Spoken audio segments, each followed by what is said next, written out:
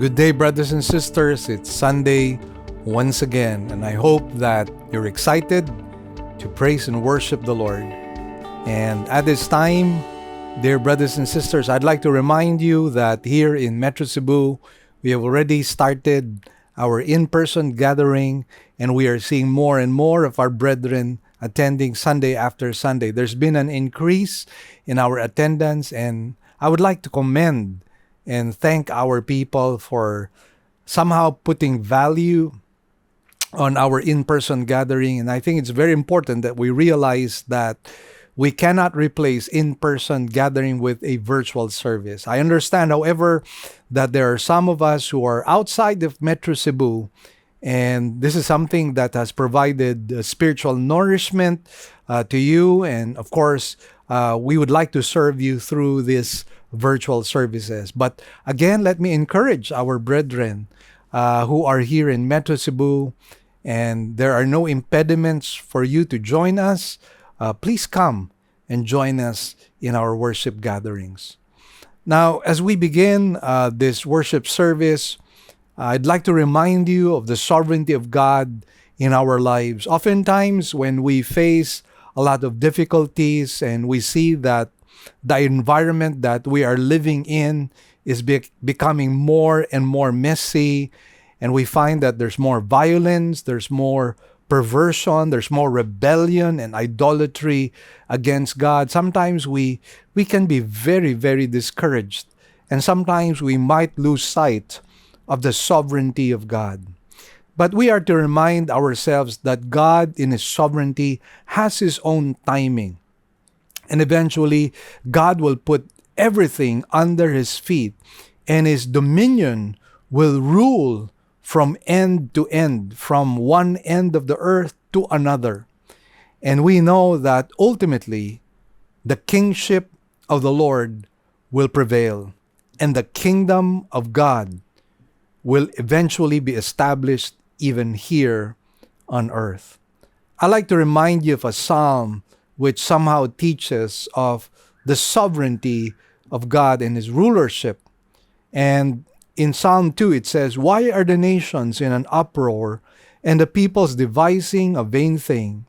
The kings of the earth take their stand, and the rulers take counsel together against the Lord and against His anointed, saying, Let us tear their fetters apart and cast away their cords from us. He who sits in the heavens laughs. The Lord scoffs at them. Then He will speak to them in His anger and terrify them in His fury, saying, But as for me, I've installed my King upon Zion, my holy mountain. I will surely tell of the decree of the Lord. He said to me, You are my son. Today I have begotten you. Ask of me, and I will surely give the nations as your inheritance, and the very ends of the earth as your possession. You shall break them with a rod of iron. You shall shatter them like earthenware. Now therefore, O king, show discernment. Take warning, O judges of the earth. Worship the Lord with reverence and rejoice with trembling. Do homage to the Son, that He not become angry and you perish in the way, for His wrath may soon be kindled. How blessed are all who take refuge in Him." So very clearly we find here the sovereignty of God. And you and I know, based on eschatology and the study of future things, that God will establish His kingdom in the second coming. In the second coming, Jesus will rule over the whole earth. And then the government shall be upon His shoulders. And there will only be one name that shall be named at that time, one name that shall be worshipped, and that would be the name of Jesus Christ. And because of this sovereignty, we are called upon by God to worship Him. And that is why, if you look at verse 11, it says, "Worship the Lord with reverence and rejoice with trembling. Do homage to the Son." That is the proper response to the sovereignty and the rulership of God. If God is really our King, then we, as His citizens, we as His servants should bow down and submit to Him and worship Him. So, friends, let's rise from our seats and let's worship the Lord at this time.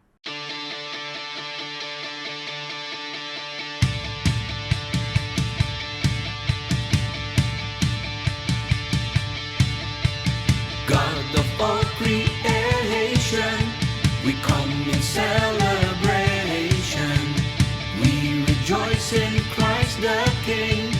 Jesus is Lord, hallelujah, sing. Heaven and earth are filled with praise. All the redeemed shout amazing grace.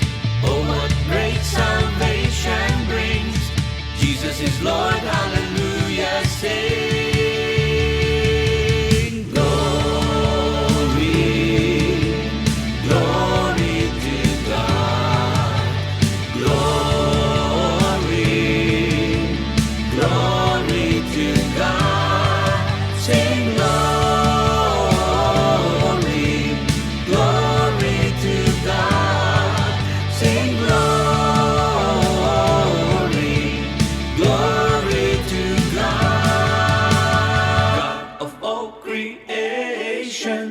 We come in celebration.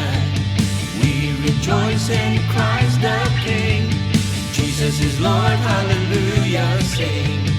Heaven and earth are filled with praise.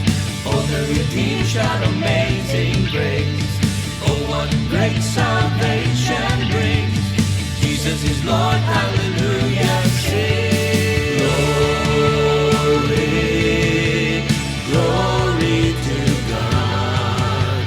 Glory, glory to God. Sing glory,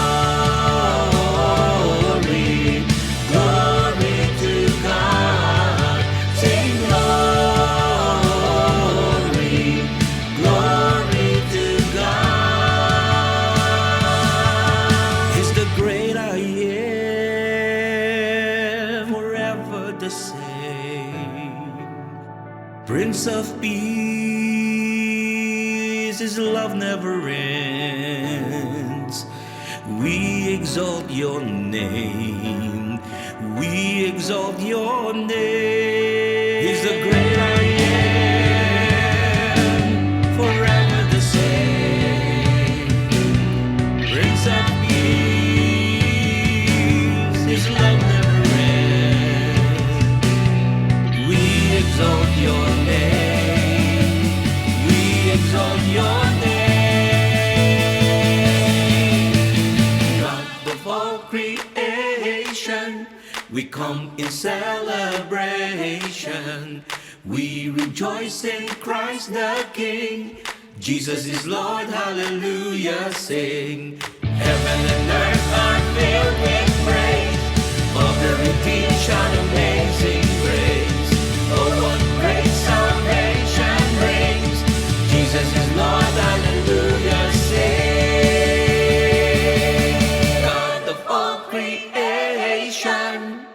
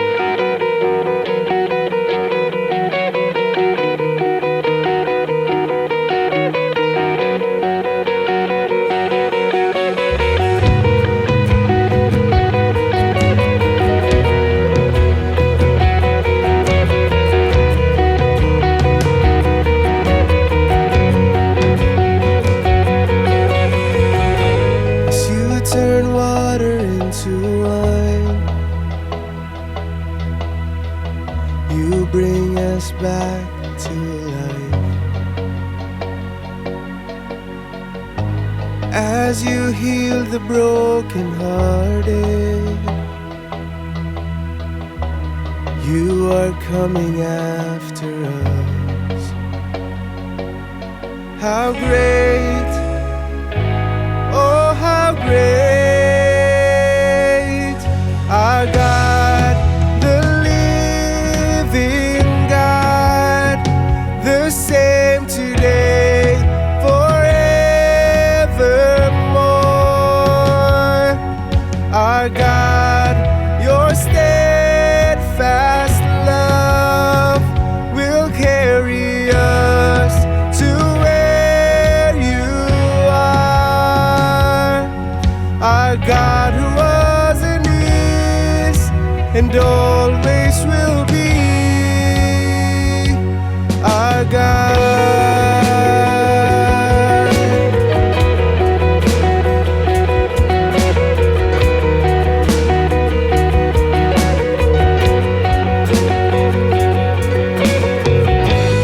Turning sinners to forgiven. By the cross you chose to bear. And as you rose up from the grave, my sins are washed away. How great, oh how great, our God, the living God, the same today, forevermore. Our God, your steadfast love will carry us to where you are. Our God who was and is and always will be.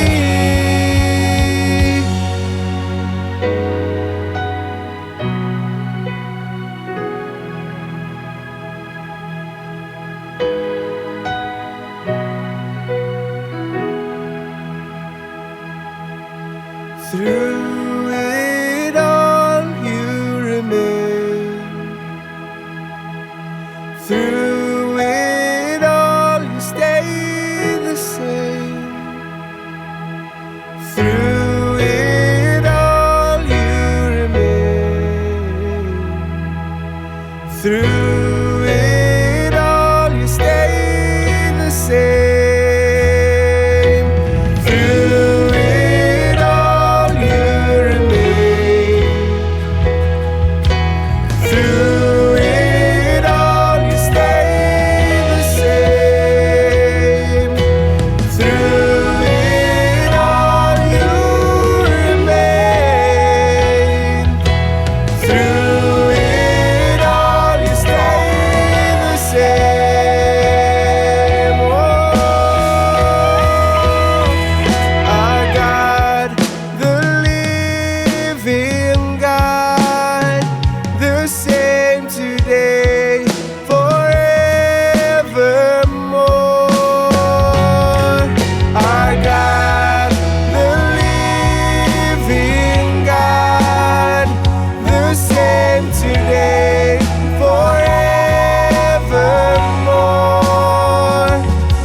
Our God, your steadfast love will carry us to where you are. Our God who was and is and always will be. Our God who was and is and always will be. Our God who was and is and always will be. Our God,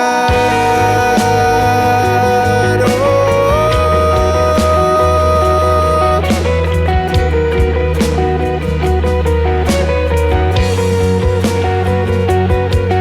Our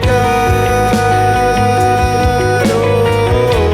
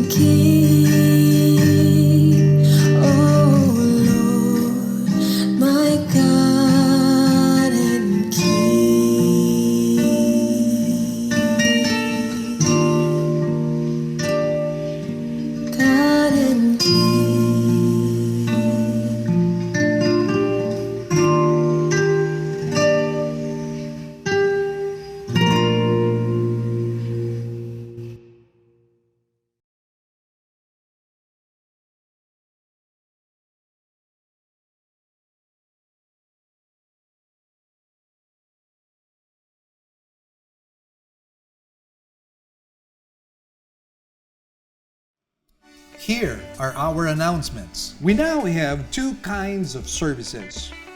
We will still have our virtual services for majority of our members through our Facebook page, Living Word Christian Churches of Cebu, International Incorporated, and our website, www.livingword.ph, and our YouTube channel to view our services. We enjoin you to watch the coverage of our service every Sunday at 9 o'clock in the morning. Great news, everyone. We already have 3 weekend services. Every Saturday at 9 a.m. for the Cebuano service, and 2 services on Sundays at 9 a.m. and 4 p.m. for the English services. Good news, brothers and sisters, Enough is Enough is making a comeback in our church right now. And we are selling it again at 275 pesos here in our church. And you can get a copy right now and share it among your friends. We'd also like to thank our partners, our members who have been consistently giving to partner with us in the work of the Lord. We'd like to share our giving channels to those who would like to partner with us in the work of the Lord. You can deposit your love offerings to the following banks: Banco de Oro, Account name is LWCCCII. The account number is 001-000-0060800. We also have a BPI account. Account name is Living Word Christian Ministries, Cebu Incorporated. Account number is 1021023481. Finally, we have RCBC. Account name is LWCCCII. Account number is 14520052886. To give via GCash, just follow these simple steps. From your GCash app, click Bank Transfer. In Bank Transfer, click the BDO icon under Select Partner Banks. Enter the amount. Enter the name LWCCCII and account number 001-000-0060800 and send the receipt to office@livingword.ph. Then click Send Money. You may also send your love offerings and donations online through our website. Go to www.livingword.ph and click Give, and then a dialog box comes out of it. Kindly click on your giving preferences. Thank you, and God bless.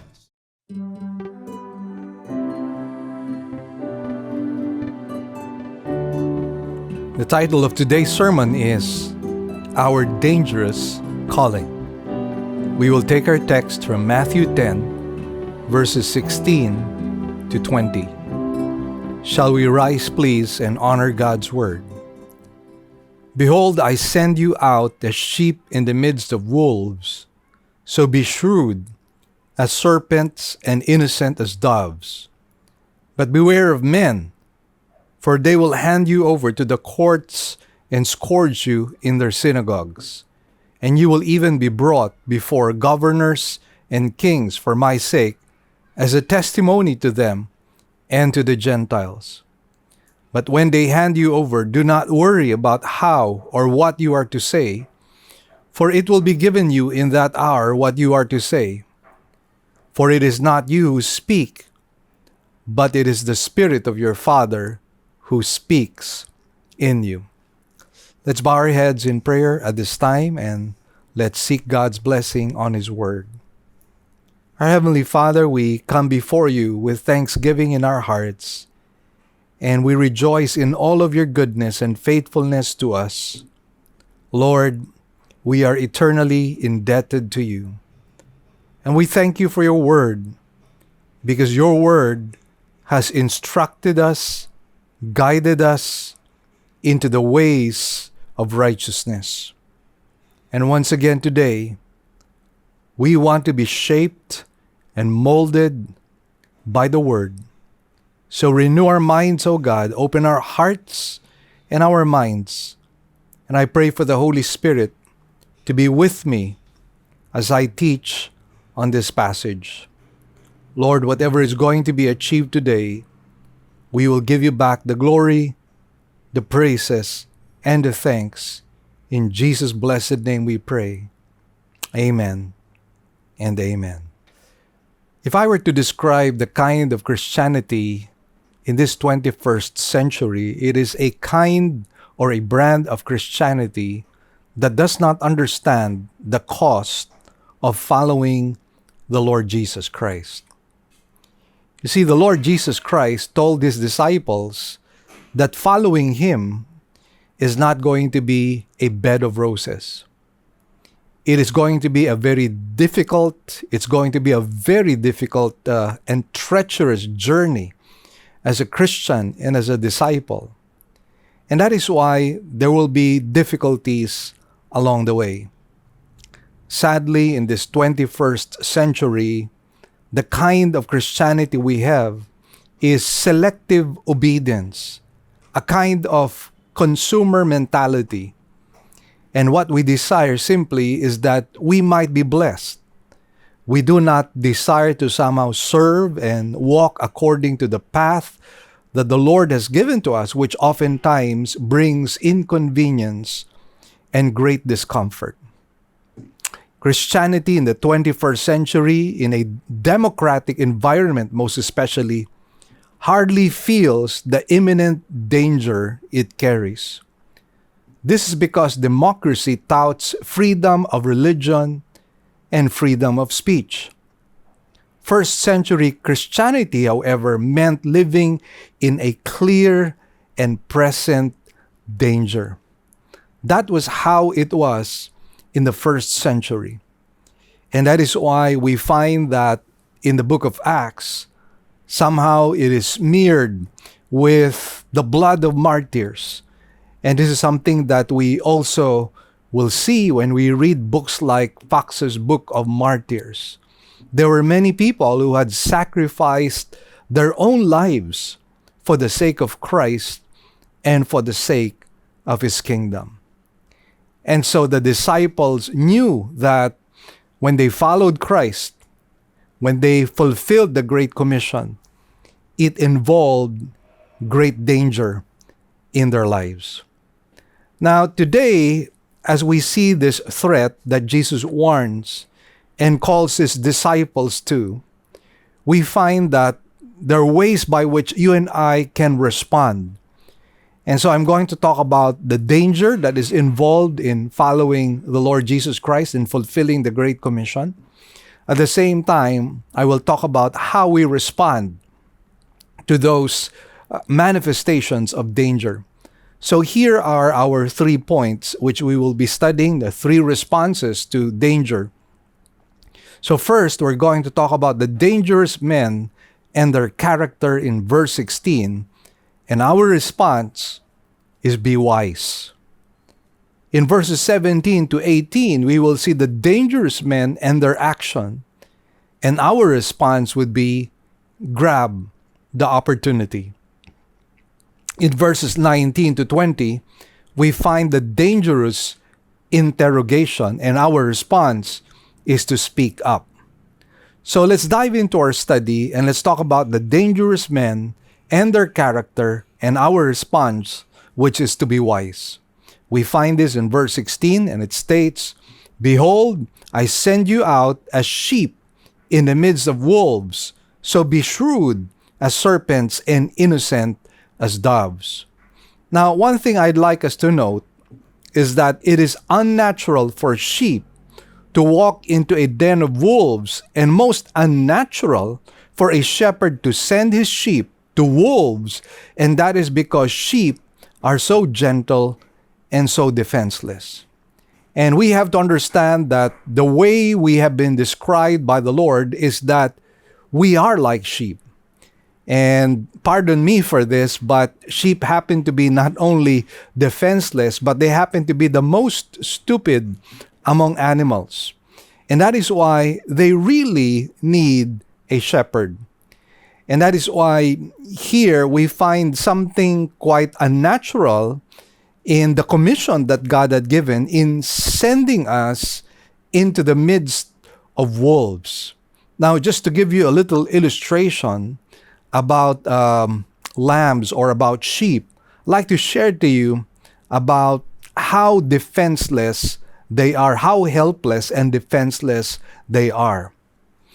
For example, flies buzzing around the eyes and ears of sheep have been known to irritate and frighten the sheep, that they beat their heads against trees or rocks until they are dead. Isn't that interesting? They would beat their heads on rocks until they are dead. Now, sometimes the flies will lay eggs in a sheep's eyes and ultimately cause blindness. Now, in trying to escape real or imagined danger, the sheep will sometimes panic into a blind stampede, and pregnant ewes will lose their lambs from the running and sometimes even their own lives from utter exhaustion. So this is just one example of how helpless and defenseless sheep are. And basically, in the midst of this treacherous journey that God has placed us in, this is something that you and I are to expect. Although, as I mentioned to you, in a democratic environment, we hardly feel this clear and present danger. Nevertheless, we are to be aware of these things because we never know. God might send us into an area or a mission field which might entail some risks and some danger on our part. And we also do not know if the democracy that you and I have will maintain itself all throughout generations here in our country. We don't know that that would happen. Democracy might evolve, it might change, and it might be antagonistic towards Christianity. And if that happens, then most definitely you and I will face a kind of danger, probably something that you and I have never, ever experienced. Now, the question, of course, that we would like to be able to ask right now is, why does our good shepherd send us into a den of wolves? And the answer to that, my dear brothers and sisters, is that it is a necessary danger if we are to spread the gospel. Once again, it is a necessary danger if we are to spread the gospel. The reality is darkness hates light. And sometimes that hatred is not just manifested verbally or in words, but sometimes in violent action. And that is why we have to prepare ourselves. Nevertheless, we have been given a great commission. And regardless of the threat or the risk, it is necessary, it is mandatory on our part to preach the gospel of Jesus Christ. We have no choice. I guess the challenge for some of us is that we don't even go out and preach the gospel at all. And this to me is quite ironic, intriguing, and at the same time, it is scandalous on my part to see believers not participating in the work of the gospel. Since after all, we have been given this freedom of religion and freedom of speech, and we are not even using that opportunity and that freedom to preach the gospel. I hope that will change as time goes on. But then again, as I mentioned to you, there might be an occasion wherein our sharing of the gospel might involve some kind of danger or even some form of violence. The Lord's work is difficult and at times quite dangerous. We shouldn't expect all to be rosy in ministry or in witnessing. Let me just give you a quotation coming from J.R.R. Tolkien, who said, "It is not due to leave a live dragon out of our or out of your calculations if you live near him." And that's something that you and I have to consider. There are dragons out there who seek to devour us because of our faith and because of the proclamation of the gospel. And this is a reality that somehow we have to accept, even embrace. I recall that story of Alexander Mackay of Scotland, who was sent to Africa by the Church Missionary Society in 1876. He was an engineer by profession and a jack of all trades who was conversant in linguistics and theology. Mackay's heart was set on Africa, and at last, the call came. On November 15, 1875, there was a letter that appeared in the columns of the Daily Telegraph.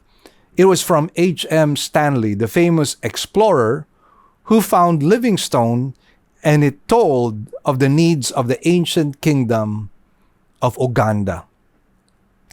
And it says, "Here, gentlemen, is your opportunity." It concluded, "Embrace it. The people on the shores of Nyanza call upon you." At age 26, Alexander Mackay headed for Africa. But before he left, and 7 other missionaries who were bound together for service in Africa met for a farewell meeting with the committee of the Church Missionary Society.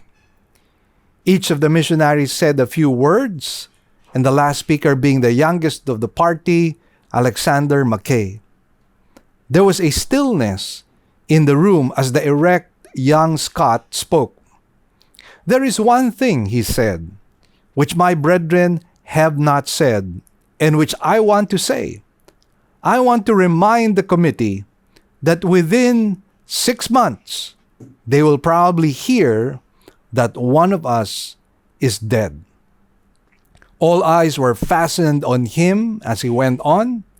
"Yes, is it at all likely that 8 English men should start for Central Africa and all be alive in 6 months after? One of us, at least, it may be I, will surely fall before that. But when the news comes, do not be cast down, but send someone else immediately to take the vacant place." Mackay's words were still ringing in the director's ears when the news came that one of the 8 died. A ghastly total of 5 of them succumbed to the African graveyard in the first year, and by the end of the second, Mackay was the only one who was left. This is what I mean when I say that in serving the Lord, in fulfilling the Great Commission, there might be a clear and present danger. And we are to be aware of that, and we are to submit to it, we are to embrace it, because it is part of our calling as well as our destiny to suffer for the name of the Lord Jesus Christ. Of course, the kind of suffering that Christians experience from different parts of the world vary from place to place or vary from degree. But then again, there is some suffering involved. There is some persecution involved.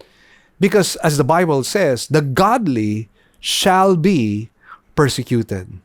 So in one way or another, if we are going to be faithful, if we are going to be genuinely committed to following Christ and fulfill His commission, we will experience some form of suffering and some form of persecution. And this is something that we are not to complain about. This is something that we are not to hate God for, but rather this is something that we have to embrace.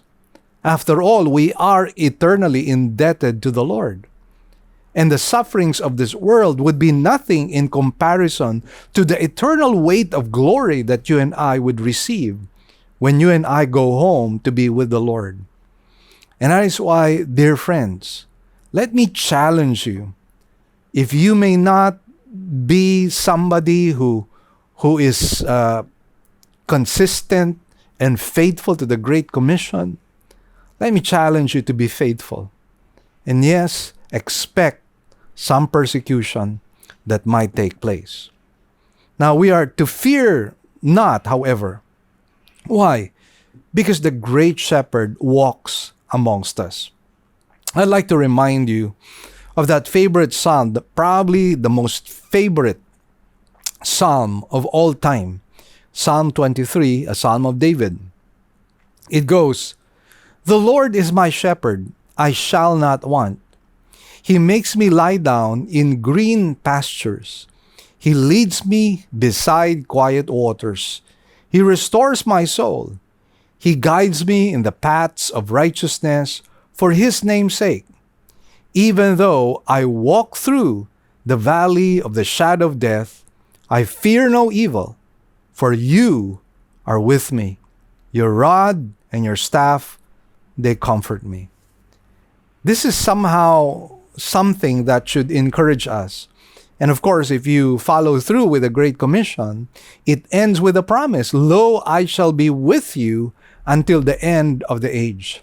So wherever you and I go, whatever you and I face, whether good or bad, the Lord is there. He is present. The Great Shepherd will be with us. And even if we have to go through suffering or persecution, remember this: the grace of God is sufficient for us in time of weakness. Now, the question, of course, that you are probably going to ask me is, well, how do we respond in the face of imminent danger, in the face of clear and present danger? Well, the Lord Jesus Christ said that we are to be wise. That is what this verse of Scripture is telling us. We are to be shrewd as serpents. Now, I'd like to give you a little background regarding serpents. In the ancient East, the serpent was considered the brainiest of the beasts. A cautious wisdom was needed in order to deal with fierce opposition. A snake is not confrontational and is wise in avoiding danger. So yes, while you and I understand that our destiny is to follow Christ, and sometimes following Christ means suffering for Christ, it doesn't mean that we are to hunt or look for persecution. It doesn't mean that we are to hunt and look for danger when it is not present. So as much as possible, we are to be non-confrontational. Of course, when we are pushed to a wall and we have no choice, then we have to stand on God's truth. But then, as we stand on God's truth, even as we are passionate and zealous for the work of the Lord, let us be wise in our dealings with men. And again, that is what the Lord is trying to say here, that we are to be wise or as shrewd as serpents, because the serpents would, as much as possible, avoid confrontation. They would be very, very cautious, and that is the same thing that you and I should somehow imbibe, a cautious wisdom in approaching people and fulfilling the gospel. You know, as one quote says, if you dance with a grizzly bear, you had better let him lead. And of course, this is just a humorous way of telling us that we have to, as much as possible, try to avoid the dangers that surround us. Now, we are to avoid conflicts and attacks if at all possible. Again, we are to avoid all conflicts and attacks if at all possible. Of course, in certain situations, whether we like it or not, the demonic forces are so antagonistic that it influences people to go violently against us. And in those cases, we have no choice but to endure the suffering and endure the persecution. But as much as possible, let's try to be like the serpent who avoids confrontation and attacks if at all possible. Winston Churchill said, "An appeaser is one who feeds a crocodile hoping it will eat him last." Again, an appeaser is one who feeds a crocodile hoping it will eat him last. I'd like to share to you a few principles in gospel engagement. A kind of, the principles that I will be sharing to you would somehow guide us how to navigate through fulfilling the Great Commission in the midst of the dangers or persecution that you and I might face. Number one is this: we are not to invite unneeded persecution and opposition by lacking in courteous and kind speech. Sometimes the reason why we get persecuted is not because we're fulfilling the Great Commission, but sometimes because we are unwise. Sometimes we're harsh and rude with our words. Our words oftentimes cut and they wound other people.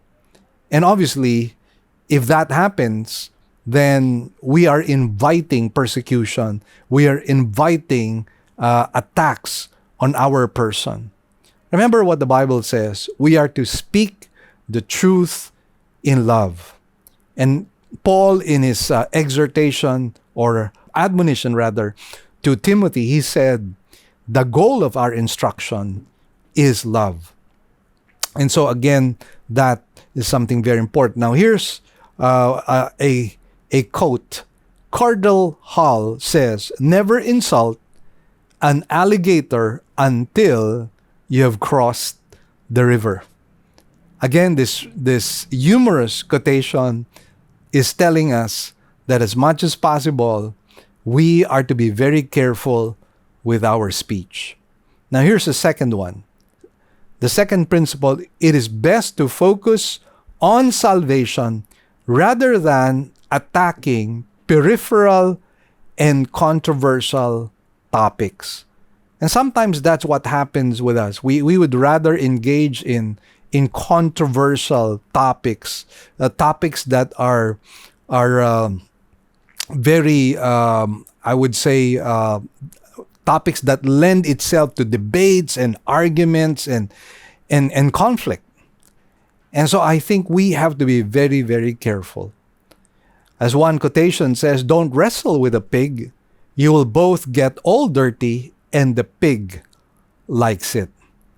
And as William R. Inge said, he who rides a tiger must make plans for dismounting. So all of these quotes and all of these principles that I'm sharing to you are intended to guide us so that when we navigate through fulfilling the Great Commission, we're careful with our words, we're careful with our actions, we're careful with our conduct, we're careful with the way we approach people. Again, there should be wisdom that should accompany our zeal and our passion. Now here's a third one. We are to learn to say the right thing at the right time. You know, in sports, there is a saying that goes, timing is everything. And that is why when we are engaging in a conversation with other people, we are to somehow find maybe a common denominator that we can talk about. And from there, maybe we can segue into a spiritual topic. Oftentimes, we offend people because we straight away talk to them about spiritual things. And that happens at the very first engagement. And oftentimes, that threatens people. And I think we are to weave our way into the conversation so that we can transition, we can have a smooth transition in the sharing of the gospel. And again, I believe there needs to be wisdom in the way we share the Word of God. Now, here's a fourth principle. We are to learn to minister according to the level of people you are ministering to. I was talking to one rookie pastor, somebody who just entered into the field of ministry, and he was asking me advice regarding how he should preach and what are the things that he should look out for.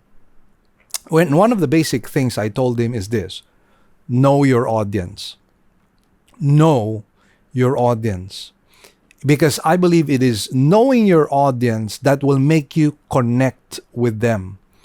Because if you understand them, if you exercise empathy, if you somehow put yourself in their own shoes, then you will be able to minister to them in a manner that shows great compassion, in a manner that shows great wisdom.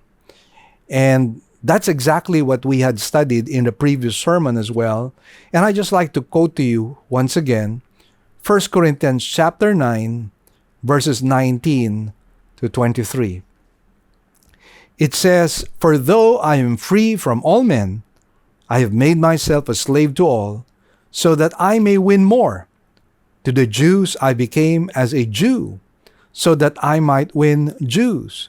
To those who are under the law, as under the law, though not being myself under the law, so that I might win those who are under the law.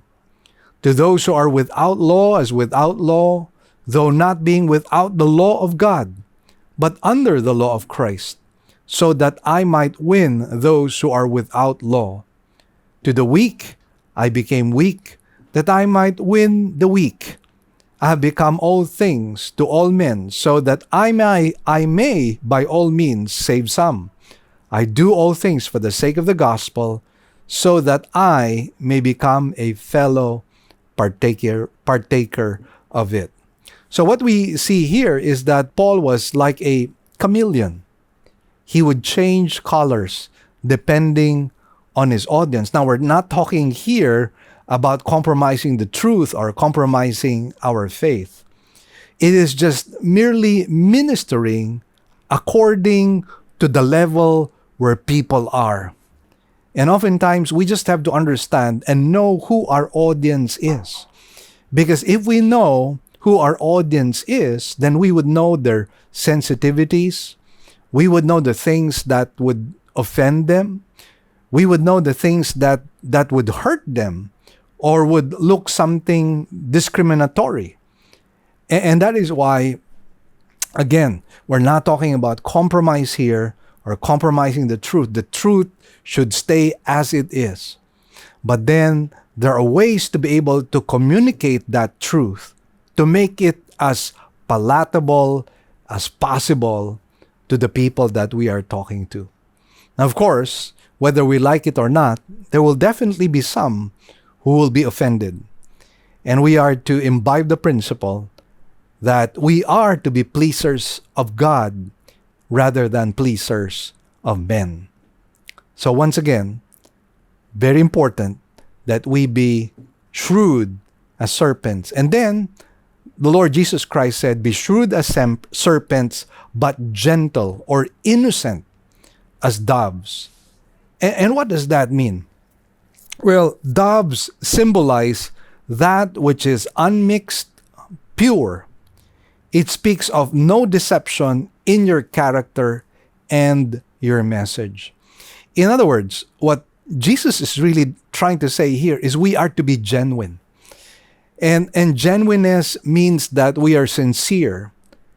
Genuineness means that we have a servant's heart, that we want to be a blessing to people. We want to help people.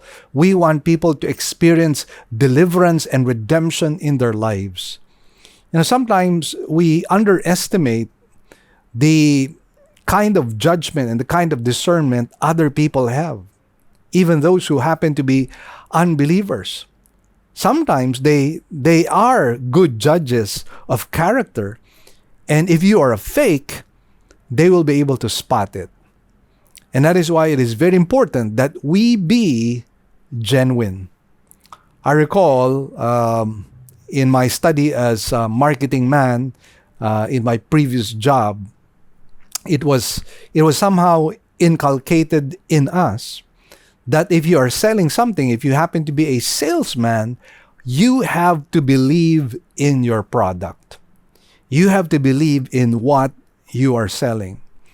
Now, obviously, we're not selling the Lord Jesus Christ nor the gospel, but we are presenting the gospel and the Lord Jesus Christ to men for their own salvation. And people would know if we're sincere, if we're honest, if we really want to be a blessing to them.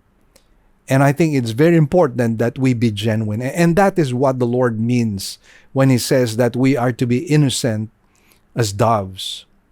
Now, let's talk about the dangerous men and their action. And our response is grab the opportunity. We find this in verses 17 to 18. It says, "But beware of men, for they will hand you over to the courts and scourge you in their synagogues. And you will even be brought before governors and kings for my sake as a testimony to them and to the Gentiles." Now, verse 17 and verse 18 depicts to us types of persecution coming from different sectors.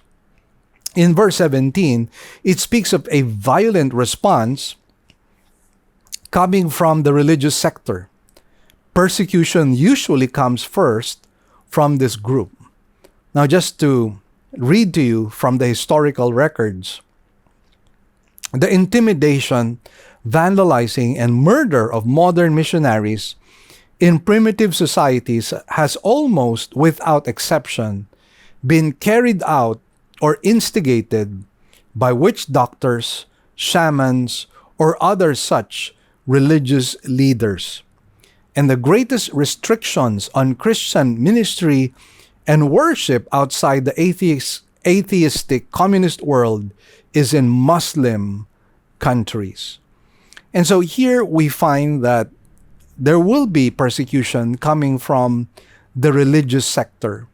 And of course, in this particular context, in the passage that we are studying, we notice words like synagogues and scourge. And both these terms actually indicate Jewish persecution. And one of the things that the apostles and the disciples experienced in the first century was persecution coming from their own kinsmen, coming from their own relatives, coming from their own countrymen. And the scourge here refers to 39 lashes. And obviously, many believers in Christ, because they were not willing to recant their faith, they experienced being cast out of the synagogues. They experienced 39 lashes. They experienced being handed over to religious courts. And so this is what happened in the first century. Now, verse 18, on the other hand, speaks of a violent response coming from the political sector. Christianity has always been opposed by some governments. And again, allow me to read something from historical records. Throughout church history, various governments have been involved in persecuting the church, sometimes for purely political reasons, and sometimes as an enforcer of state-recognized religion. During modern times, communist governments alone have slaughtered millions of Christians and persecuted and imprisoned countless millions more. Because atheism is a central tenet of communism, it has always sought to suppress and eliminate religion, especially Christianity.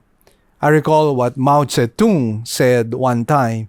He said, religion is the opiate of people, or religion is the opium of people.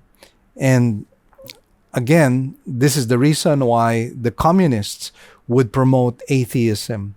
In Cuba, for example, and I'd like to share this story, shortly after the communist revolution in Cuba, there were strong, persuasive attempts at turning people away from God.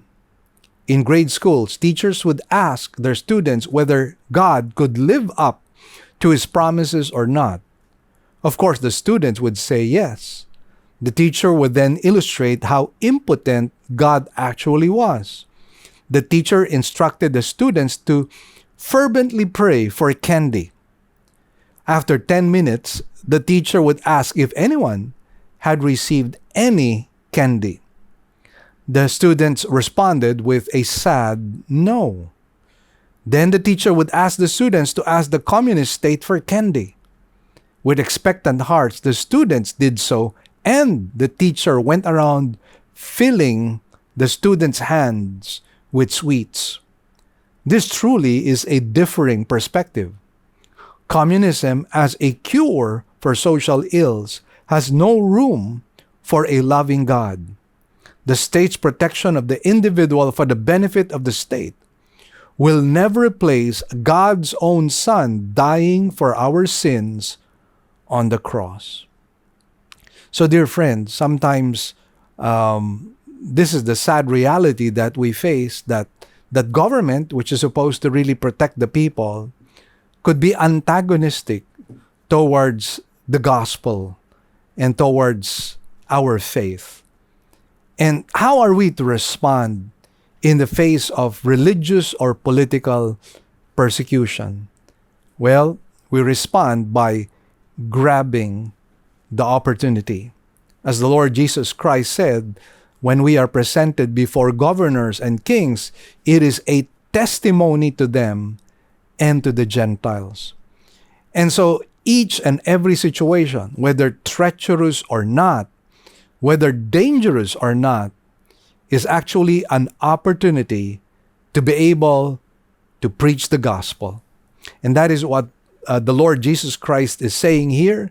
In the face of opposition, we are still to preach the gospel.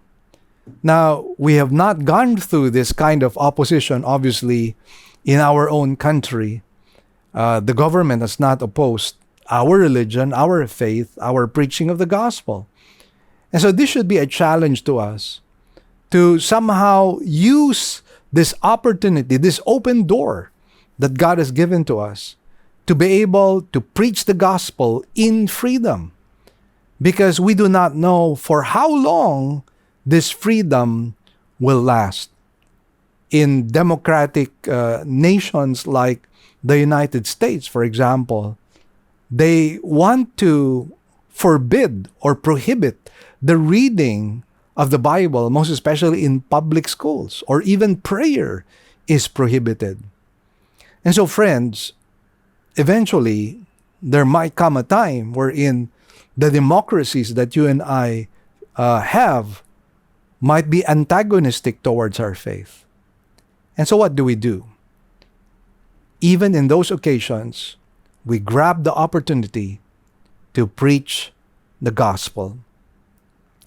And I like what Vincent van Gogh said.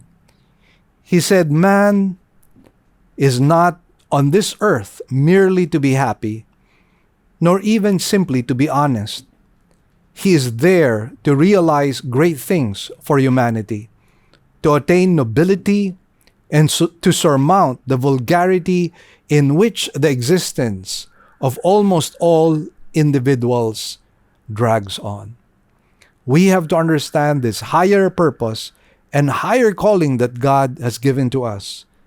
God has not called us so that we could live lives that are simply for our own personal enjoyment and satisfaction.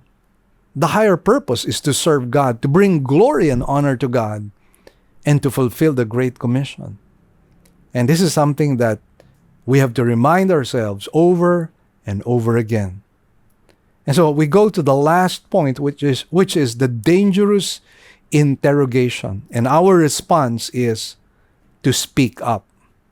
In verses 19 to 20, it says, "But when they hand you over, do not worry about how or what you are to say, for it will be given you in that hour what you are to say. For it is not you who speak, but it is the Spirit of your Father who speaks in you." In the face of opposition, we will be interrogated about our faith. And we should not be afraid, but rather speak up. As we speak, we can rest assured that the Holy Spirit will give us the wisdom and the words to answer our accusers. You know, one of the things that God will grant us during times like this would be His unction, His anointing. And words of wisdom will just be impressed in our minds and our hearts, and we will be able to share that. I mean, this happens even in our preaching during Sundays. I recall one young preacher who felt very deflated because he felt that his preaching did not connect with the people. It was not effective. And yet there was somebody in that congregation who was deeply moved by his preaching and was moved to tears. And sometimes that's how it is. We just have to trust the work of the Holy Spirit, because the Holy Spirit is able to minister to the hearts of people. He is able to bring conviction and illumination in the hearts and minds of people so that they get to understand and they get convicted with the truth of God's Word. And so, yes, even in the face of persecution, when we are interrogated, let us trust the Holy Spirit that He will give us words of wisdom to be able to answer queries about our faith. And when we talk about this wisdom, I'd like to share to you the example of Stephen in Acts chapter 6, verse 8, 9, and 10. It says, "And Stephen, full of grace and power, was performing great wonders and signs among the people. But some men from what was called the synagogue of the freedmen, including both Cyrenians and Alexandrians, and some from Cilicia and Asia, rose up and argued with Stephen. But they were unable to cope with the wisdom and the spirit with which he was speaking." It's amazing how Stephen, who was, by the way, one of the very first deacons in the early church, was able to somehow speak with so much wisdom that people whom he was confronting were confounded, and they were amazed and astounded by the wisdom that he was speaking through the power of the Holy Spirit. And again, that's something that you and I can expect. So 3 things that I'd like to remind you that we are to do as we are faced with a clear and present danger. Number 1, we are to be wise. Number 2, we are to grab the opportunity. And number 3, we are to speak up. So remember those 3 things. Be wise, grab the opportunity, and finally, speak up. Now, in conclusion, I'd like to say this. Jesus has commissioned us to preach the gospel, but He is not offering a rosy, storm-free life and ministry. There are demands and dangers in the fulfillment of our duties. Now, just to draw inspiration from great generals and great warriors, let me just share to you what Garibaldi said after the siege of Rome in 1849. He said, "Men, all our efforts against superior forces have been unavailing. I have nothing to offer you but hunger and thirst, hardship and death. But I call on all who love their country to join with me." And then, also, after the Allies were forced to evacuate Dunkirk in 1940, Churchill said to his fellow Englishmen, "All I can offer you is blood, sweat, and tears." Dear friends, the Lord Jesus Christ is our commander, and we have received our marching orders in the face of clear and present danger. So let us be wise. Let us grab the opportunity, and let us speak up. Let's bow our heads in prayer. Heavenly Father, we thank you and bless you for today. Thank you for this time that you've given us to be able to preach the word, and we pray that the word will not return to you null and void, but that it might accomplish the very purpose by which you have sent it for. Thank you also for the opportunity to partner with you in the work of the gospel. And Lord, whatever has been achieved today, you and you alone deserve all the glory, honor, and praise. In Jesus' name we pray. Amen and amen. It's been a blessed Sunday, brothers and sisters. And by the way, if you have not yet subscribed to our YouTube channel and our Facebook page, kindly do so and click the notification bell so that you get updated with our videos. And incidentally, I'd like to somehow commend our people who have started to troop back again for our in-person gathering. We're seeing more and more and more people coming in Sunday after Sunday. And this somehow gladdens and warms my heart as your pastor, because again, we have seen the value of fellowship. We have seen the value of being able to fellowship together as warm bodies. And I would like to encourage you. We have 3 services going on every weekend. On Saturday, we have a 9 a.m. service for Cebuano. On Sundays, we have a 9 a.m. Service for English and a 4 p.m. Service, once again done in English. So I hope that the word has blessed you. God bless you all. We'll see you again next weekend. Here are our announcements. We now have 2 kinds of services. We will still have our virtual services for majority of our members through our Facebook page, Living Word Christian Churches of Cebu, International Incorporated, and our website, www.livingword.ph, and our YouTube channel to view our services. We enjoin you to watch the coverage of our service every Sunday at 9 o'clock in the morning.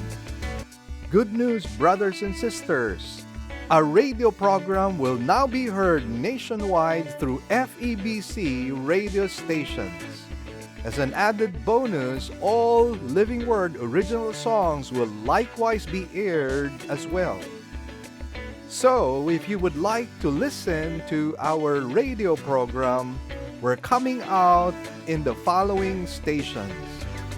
702 DZAS AM, broadcasting from Pasig every Sunday, 11 a.m. to 11:30 in the morning.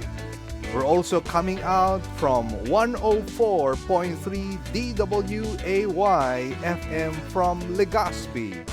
This is also every Sunday from 10 to 10:30 in the morning. And for those of you in Tacloban, we're coming out from 97.5 DYFE FM every Monday from 11:30 in the morning to 12 p.m. For those of you in Zamboanga, we are coming out from our station in 1116 DXAS AM every Sunday from 11:30 to 12 p.m. Also, for those of you in Davao, we're coming out from 1197 DXFE AM every Sunday from 2 o'clock in the afternoon to 2:30 p.m. For those of you in Coronadal, we're also coming out from station 1062 DXKI AM every Saturday from 8 to 8:30 p.m. And for those of you in Cagayan de Oro, we're coming out from 103.3 DXJL FM every Sunday from 8 to 8:30 p.m. And for those of you from Metro Cebu, we're coming out from 98.7 DYFR FM every Saturday and Sunday from 8 to 9 p.m. Please tell your friends about this and tune in to our radio program. Let us pray that God might use this radio program to become a blessing to as many people as possible. God bless you all. Great news, everyone. We already have 3 weekend services every Saturday at 9 a.m. for the Cebuano service and 2 services on Sundays at 9 a.m. and 4 p.m. for the English services. We'd also like to thank our partners, our members who have been consistently giving to partner with us in the work of the Lord.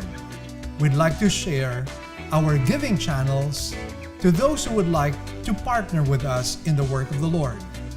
You can deposit your love offerings to the following banks. Banco de Oro. Account name is LWCCCII. The account number is 001-000-60800. We also have a BPI account. Account name is Living Word Christian Ministries, Cebu Incorporated. Account number is 1021023481. Finally, we have RCBC. Account name is LWCCCII. Account number is 14520052886. To give via GCash, just follow these simple steps. From your GCash app, click Bank Transfer. In Bank Transfer, click the BDO icon under Select Partner Banks. Enter the amount, enter the name LWCCCII and account number 001000060,800 and send the receipt to office@livingword.ph. Then click Send Money. You may also send your love offerings and donations online through our website. Go to www.livingword.ph and click Give, and then a dialog box comes out of it. Kindly click on your giving preferences. Thank you, and God bless.